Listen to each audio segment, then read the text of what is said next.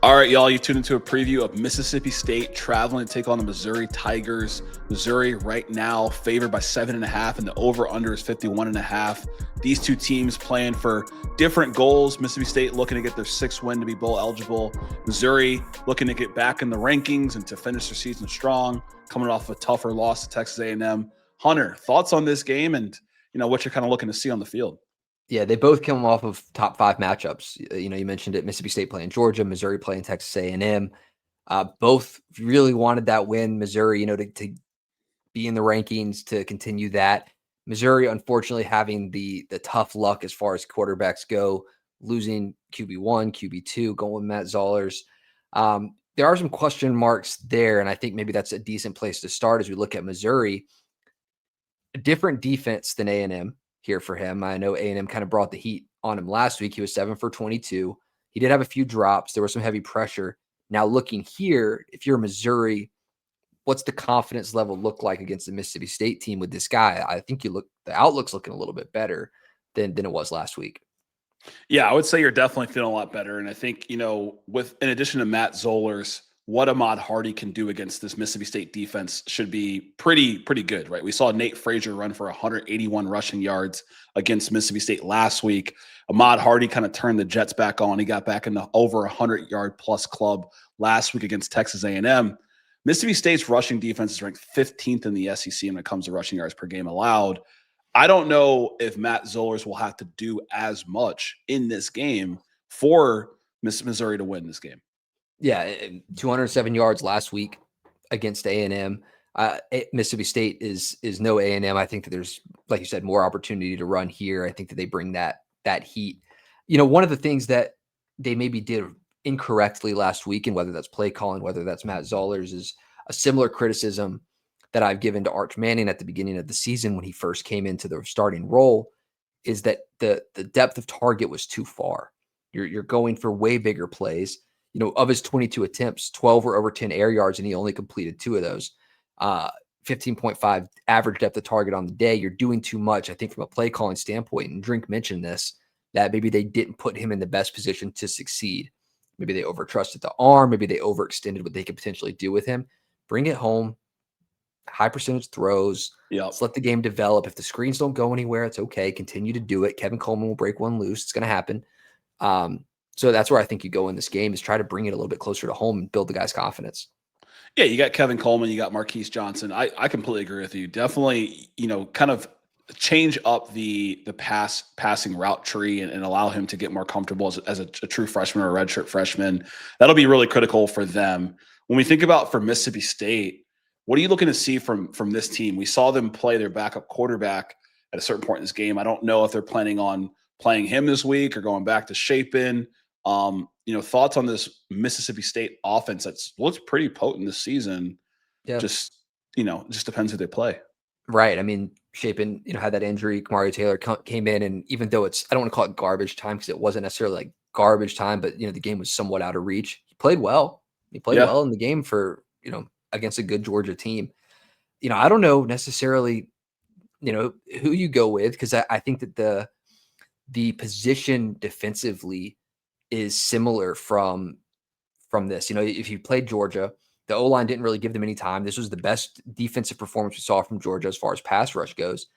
If you couldn't stop the Georgia pass rush, which hasn't been that good, you're definitely not going to stop Missouri. That was Zion Young and Wilson. No, you're not going to stop it. And so do you put your young guy back there, or do you, if Blake Shapen health looks good, do you keep him out there with the experience and hope that maybe that, helps you out? Yeah, it's definitely something you wonder. And if he is healthy enough to play, I guess you've been riding with him for the majority of the season. Why not play him in this game? He's kind of proven to play some turnover football. He's had some games with interceptions. We saw that really critical fumble against Georgia last week where they had some momentum going, and then it just changes the flow of the game when you give the ball to the other team. Yeah, because they had just gotten that. I think it was right after they got the fumble in the red zone. and then you turn around and he kind of got hit from behind. He's a good quarterback. I think that he has the potential to win them this game. I think, if you've heard me talk about Mississippi State every week, like this is the most underrated team. The record does not show how good this team is. They've been in almost all of their games, a couple plays away from at this point being 8-2. Last week, definitely not pretty, and neither was the A&M game down the stretch, but everything else really, really close. So, here it's what do you do against this Missouri defense that's really strong? And then also, you got a young quarterback in Zollers across from you. How do you apply pressure there and force a similar day like last week? Because I think if you're just going to get run on, then you can stop that to an extent. Like it's hard to just be a running team. So, if you shut down Zollers and it's just Hardy, that can only take you so far. Yeah, and this Mississippi State defense it's got some guys, right? You got Manning, you got Smith. Like their secondary is going to make it tougher for certain teams to be able to pass on them.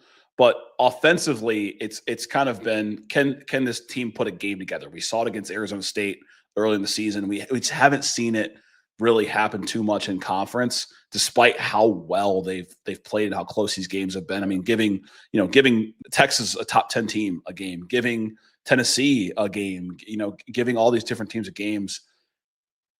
Manning, Smith, this defense, this offense, can they put it all together to, I would say, go at a somewhat wounded Missouri team? Like if they were playing Bo Prabula, I don't know if I feel this game would be as close or the spread will be as close to this point.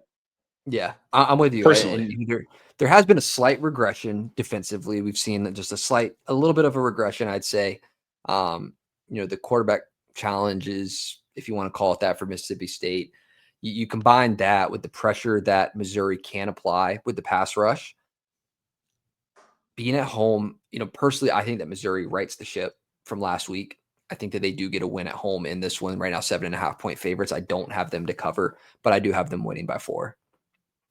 Yeah, I'm equally there with you. I think Missouri is able to win this one. I don't know if the over is going to hit at 51.5, but I do think that Missouri finds a way to win this one. So final prediction from you.